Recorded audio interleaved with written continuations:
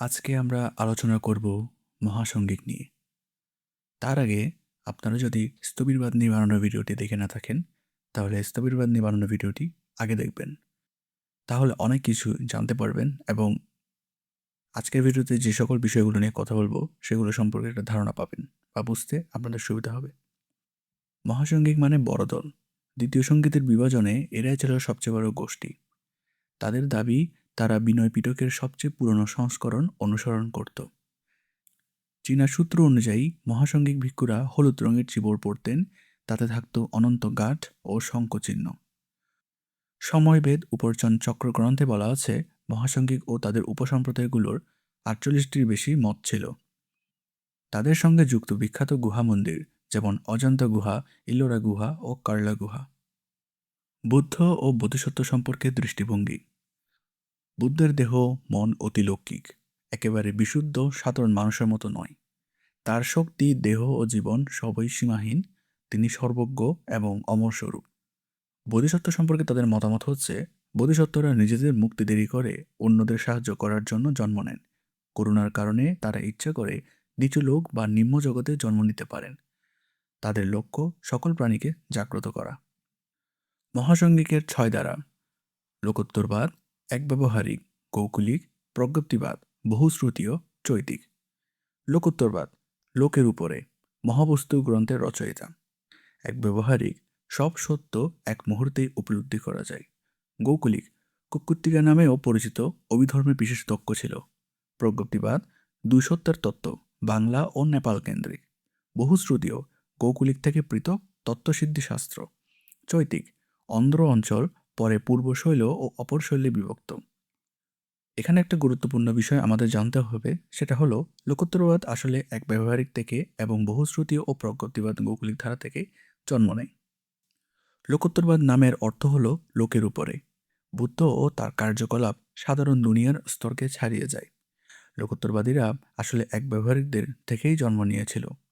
সবচেয়ে বড় অবদান একটি অপ্রচলিত বিনয় গ্রন্থ, যেখানে প্রথমবার বুদ্ধ জীবনের বহু কাহিনী একসাথে সংগৃহীত হয়েছে। মহাবস্তুতে বুদ্ধ পুরোপুরি অতিলৌকিক, ক্লান্তি অনুভব করেন না, শরীরে ধুলো লাগে না, তবুও পা ধোয়ার মতো কাজ করেন, এমন সব কথা আমরা দেখতে পাই। দুই স্তরের শূন্যতা শেখাত, আত্মার শূন্যতা এবং সব ঘটনার শূন্যতা। এই ধারণাই পরে মহাযান বৌদ্ধ ধর্মের শূন্যতা তত্ত্বের ভিত্তি হয়, পাল সাম্রাজ্যের পতন পর্যন্ত টিকেছিল। এক ব্যবহারিক, খ্রিস্টপূর্ব ৩য় শতকে অশোকের শাসনকালে মহাসঙ্গিক স্কুল থেকে আলাদা হয়। প্রধান বিশ্বাস ছিল মহাযান সূত্রগুলোকে বুদ্ধের বাণী হিসেবে গ্রহণ করা। সব নীতি এক মুহূর্তে বোঝা যায়, মানুষ সবকিছু একত্রিত ও অতিপ্রাকৃতভাবে উপলব্ধি করতে পারে, এই মতে তারা বিশ্বাস করতেন। বুদ্ধের শিক্ষার একটি একক ও ঐক্যবদ্ধ অর্থ আছে যা সাধারণ বার্ধক্যের বাইরে। প্রতিটি জীবিত প্রাণীর মন মূলত বিশুদ্ধ। দুঃখ ও কষ্টে সেই বিশুদ্ধ মন ঢেকে যায়। তাদের চিন্তাধারা পরে মহাযানের দুই ধারণার ভিত্তি করে: সকল প্রাণীর মধ্যে বুদ্ধত্বের সম্ভাবনা ও মনের মৌলিক বিশুদ্ধতা। গৌকুলিক স্কুল বা গৌকুলিক, যাকে আমরা কুক্কুট্টিকা বা করুকুল্লক নামেও চিনি বা পরিচিত, মহাসাঙ্গিক স্কুল থেকে খ্রিস্টপূর্ব ৩য় বা ২য় শতকের শেষের দিকে আলাদা হয়। অভিধর্মে তারা বিশেষ দক্ষ ছিল, মূলত যুক্তিসঙ্গত বিশ্লেষণে মনোনিবেশ করত। স্থবিরবাদীদের মতে গৌকুলিকরা বিশ্বাস করত সুখ বা আনন্দ মূলত অস্তিত্বহীন।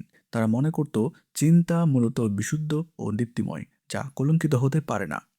লোকোত্তরবাদ বা এক ব্যবহারিকের মতো মহাযান সূত্রকে তারা বুদ্ধের বাণী হিসেবে গ্রহণ করত না। তাদের কেন্দ্র ছিল বারাণসী, উপস্থিত ছিল পাটলিপুত্রেও। তারানাথের মতে ৪র্থ থেকে নবম শতক পর্যন্ত টিকেছিল। এখানে তারানাথ হলেন মূলত একজন তিব্বতী পণ্ডিত বা তিব্বতী বৌদ্ধ পণ্ডিত, যিনি পরবর্তীতে বৌদ্ধ ধর্ম নিয়ে একটি খুবই গুরুত্বপূর্ণ গ্রন্থ লিখেছে, যা আজও খুবই জনপ্রিয়। বহুশ্রুতীয় বা বাহুশ্রুতীয় ৩য় শতকে গোকুলিক থেকে অভিধর্মের মতবিরোধের কারণে আলাদা হয়। প্রতিষ্ঠাতা ভিক্ষু যাজ্ঞবল্ক্য মত দেন ধ্যান জীবন দীর্ঘায়ন করতে পারে। সক্রিয় ছিল কৌশল, গান্ধার, আন্ধ্র ও উত্তর পশ্চিম ভারতে। ওয়ার্ডারের মতে কবি অশ্বঘোষ সম্ভবত এই স্কুলের অনুসারী। তাদের মতবাদ নিয়ে যদি আমরা আলোচনা করতে চাই, তাহলে সব অভিজ্ঞতা দুঃখ, সব নীতি মিথ্যা, শুধুমাত্র নির্বাণই সত্য। ৫ স্কন্দ ও দুঃখ বাস্তব, কিন্তু অস্থায়ী, অশর্তযুক্ত ও শূন্য। চূড়ান্ত সত্য ও লুকানো সত্যের মধ্যে পার্থক্য করত। সবকিছু আছে ও কিছু নেই, এই দুই চরমের মধ্যে মধ্যম পথ তারা বেছে নিত। তত্ত্বসিদ্ধি শাস্ত্রে তাদের অভিধর্ম ধারণা সংক্ষেপে রয়েছে। মৃত্যুর পর মধ্যবর্তী অবস্থা তারা অস্বীকার করত। প্রজ্ঞপ্তিবাদ, দুই সত্যের তথ্য। খ্রিস্টপূর্ব ৩য় শতকে বহুশ্রুতীয় থেকে দুই সত্যের তথ্য নিয়ে বিভাজিত হয়ে গড়ে ওঠে। সম্প্রদায়ের নেতা ছিলেন মহাকাত্যায়ন। বাস্তবতা ভাষার বাইরে, ভাষার দ্বারা তা সম্পূর্ণ প্রকাশ করা যায় না। সব ঘটনা মূলত ফল, তাই সবকিছু কেবল নাম ও লেবেল মাত্র। সূত্রে দুই স্তরের বক্তব্য থাকে, চূড়ান্ত এবং আড়ালে প্রকাশিত। দুই বাস্তব অর্থাৎ আর্য অষ্টাঙ্গিক পথ চিরস্থায়ী ও অক্ষয়, যা হারানো বা ধ্বংস করা যায় না। হিমালয়, উত্তর পূর্ব ভারত, বাংলা ও নেপাল, পাল যুগে তাদের প্রভাব সবচেয়ে বিস্তৃত ছিল। চৈতিক বা চৈতক, অন্ধ্র অঞ্চলের মহাসংগীত ধারা। মহাদেবের উত্তরসূরিদের নেতৃত্বে অন্ধ্র অঞ্চলে অর্থাৎ অন্ধ্রপ্রদেশে গড়ে ওঠে। সক্রিয় সময়কাল খ্রিস্টপূর্ব ২য় শতক থেকে খ্রিস্টীয় ২য় শতকের শুরু পর্যন্ত। পালি সূত্রে তাদের কখনো অন্ধক বলা হয়েছে। উদ্ভবের মূল কারণ ছিল বিনয়ের একটি আইনি প্রশ্ন, বিশেষত সঙ্গে প্রবেশ সংক্রান্ত নিয়ম। কিছু গবেষকের মতে মহাযানের অত্যন্ত গুরুত্বপূর্ণ প্রজ্ঞাপারমিতা সাহিত্য এই চৈতিক ধারা থেকেই বিকশিত। বুদ্ধ ও তার প্রধান শিষ্যরা অলৌকিক ক্ষমতার প্রকৃতির নিয়ম অতিক্রম করতে পারেন। বোধিসত্ত্ব ইচ্ছাকৃতভাবে দুর্ভাগ্যজনক জন্ম নিতে পারেন, কর্মফলে নয়, সচেতন ইচ্ছা ও করুণায়। অরহৎ সম্পর্কে বিতর্কিত ৫ দাবি। এবার আমরা অরহৎ সম্পর্কে বিতর্কিত ৫টি দাবি সম্পর্কে আলোচনা করব। এই বিতর্কিত ৫ দাবি দিয়েছিলেন মূলত মহাদেব। মহাদেব বলেছিলেন অরহতদের স্বপ্নদোষ হতে পারে। অরহৎ হলেও সব বিষয়ে সম্পূর্ণ জ্ঞান থাকতে হবে এমন নয়, কিছু বিষয়ে তারা অজ্ঞ হতে পারেন। অরহতদের মনেও কখনো কখনো সন্দেহ উঠতে পারে, এমনকি অরহতদেরও মাঝে মাঝে অন্য কারো পরামর্শ বা নির্দেশনা লাগতে পারে। একটি বাক্য, শিক্ষা বা হঠাৎ কোনো উচ্চারণ থেকেও কেউ জ্ঞানপথে প্রবেশ করে অরহত হতে পারেন। এখানে সবচেয়ে উল্লেখযোগ্য বিষয়টি হলো থেরবাদী গ্রন্থে বলা হয়েছে মহাদেব এই মত ঘোষণা করেন দ্বিতীয় সংগীতির প্রায় ৩৫ বছর পর, অর্থাৎ খ্রিস্টপূর্ব ৩০০ অব্দের দিকে। চৈতিক সম্পর্কে আরও কিছু কথা। তথাগত গর্ব।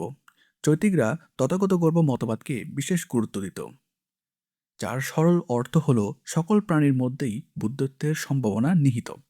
এটি পরবর্তী মহাযান বৌদ্ধ ধর্মের একটি কেন্দ্রীয় তত্ত্ব। তাদের মতে বোধিসত্ত্বের পথই শ্রেষ্ঠ, অরহতের পথ অপেক্ষাকৃত নিকৃষ্ট, কারণ অরহতেরা ভুল করতে পারেন। আমরা যদি এখন ঐতিহাসিক ও প্রত্নতাত্ত্বিক সূত্র প্রত্নতাত্ত্বিক সূত্রের দিকে তাকাই, তাহলে চৈতিকদের সঙ্গে সাঁচির মহান স্তূপের সংযোগ ছিল। অজন্তা গুহা, বিশেষ করে গুহা নাম্বার ১০ তাদের উপস্থিতির প্রমাণ বহন করে। সর্বাস্তিবাদীদের দাবি চৈতিকরা বহুশ্রুতীয় সম্প্রদায় থেকে আলাদা হয়েছিল। মহাদেবের ৫ মতবাদ তারা পুনরুজ্জীবিত করেন। পূর্ব বা উত্তর শৈল, অপর শৈল এই দুইটি এই পর্বত বিদ্যালয়ের আন্ডারে আসে। চৈতিকদের থেকে আলাদা হয়ে গঠিত দুটি শাখার একটি হল পূর্ব বা উত্তর শৈল এবং আরেকটা হল অপর শৈল। এই অপর শৈল অন্ধ্র অঞ্চলে কেন্দ্রীভূত তৃতীয় শাখা। শৈল সম্প্রদায়ের অন্যতম বিশেষ দৃষ্টিভঙ্গি ছিল বোধিসত্ত্ব জন্ম থেকেই নিশ্চিতভাবে বুদ্ধত্ব অর্জন করবেন, অর্থাৎ তার জ্ঞান লাভ কোনো অনিশ্চিত বা ধাপে ধাপে পরীক্ষা নিরীক্ষার পথ নয়, বরং তার জাগরণ অসম্ভাবী। এবার আমরা এক নজরে পূর্ণাঙ্গ বংশলতিকা দেখব। আমরা দেখতে পাচ্ছি স্থবিরবাদ ও মহাসাংঘিকের বংশলতিকা। স্থবিরবাদের মধ্যে রয়েছে সর্বাস্তিবাদ, আর সর্বাস্তিবাদের বিভিন্ন উপশাখাগুলো হলো বৈভাষিক, সৌতান্তরিক, মূল সর্বাস্তিবাদ। বৎসীপুত্রীয় বা পুদ্দুলবাদের হলো সম্মিন্তীয়, ধর্মোত্তরীয়, ভদ্রায়নীয়, সন্নাগরিক, এবং বিভাজ্যবাদের হলো মহিষাসক, ধর্মগুপ্ত, কাশ্যপীয়, তাম্রপর্ণীয়। এই তাম্রপর্ণীয় থেকে আজকের থেরবাদ। অপরদিকে আমরা যদি মহাসংঘকে দেখি, তাহলে এই এক ব্যবহারিকের উপশাখা হলো লোকোত্তরবাদ। গোকুলিক বা কুক্কুটিকার হলো বহুশ্রুতীয় বা প্রজ্ঞাতিবাদ, এবং চৈতিক বা অন্ধক নিকায়ের দুইটি উপশাখাগুলো হলো পূর্বশৈল এবং অপরশৈল। তবে বিবরণ ভেদে কিছু শাখার অবস্থান ভিন্নভাবেও দেখা হয়। এই যে আমি মহাসংঘিক নিয়ে আলোচনা করলাম এবং পূর্ববর্তী ভিডিওতে স্থবিরবাদ নিয়ে আলোচনা করলাম, এই উভয় নিকায় এবং এই নিকায়ের আন্ডারে যে সকল উপশাখাগুলো আছে সবগুলোকে মিলেই বলা হয় আর্লি বুদ্ধিস্ট স্কুলস বাংলায় আমরা যেটা অনেকে জানি 18টি বৌদ্ধ নিকায়। 18টির মধ্যে 11টি স্থবিরবাদের আন্ডারে আসে, আর বাকি 7টি মহাসংঘিকের আন্ডারে আসে। অনেকজনকে দেখেছি বলতে যে স্থবিরবাদ থেকে বর্তমানে থেরবাদ এসেছে, মহাসংঘিক থেকে বর্তমানে মহাযান এসেছে। যদিও অনেক ক্ষেত্রে আমরা বলতে পারি এইভাবে, তবে বাস্তব হলো স্থবিরবাদ থেকে থেরবাদ আসেনি, মহাসংঘিক থেকেই মহাযান আসেনি। স্থবিরবাদের অনেকগুলো নিকায় ছিল, সেই নিকায়ের মধ্যে একটি নিকায় ছিল বিভাজ্যবাদ। সেই বিভাজ্যবাদেরও অনেকগুলো উপশাখা ছিল, তার মধ্যে একটি উপশাখা থেকেই আজকে থেরবাদের ভিত্তি এসেছে, সেটা হলো তাম্রপর্ণীয়।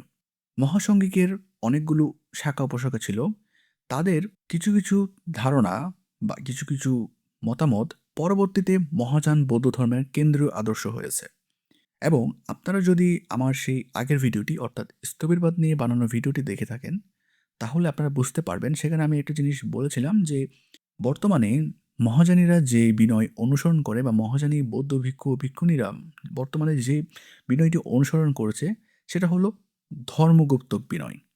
এবং আপনারা যদি খেয়াল করে দেখেন এই ধর্মগুপ্তক বিনয় বিভাজ্যবাদের একটা উপশাখা ধর্মগুপ্তক, এবং এই ধর্মগুপ্তকের বিনয় হচ্ছে বর্তমানে মহাযানী বৌদ্ধরা অনুসরণ করে থাকে।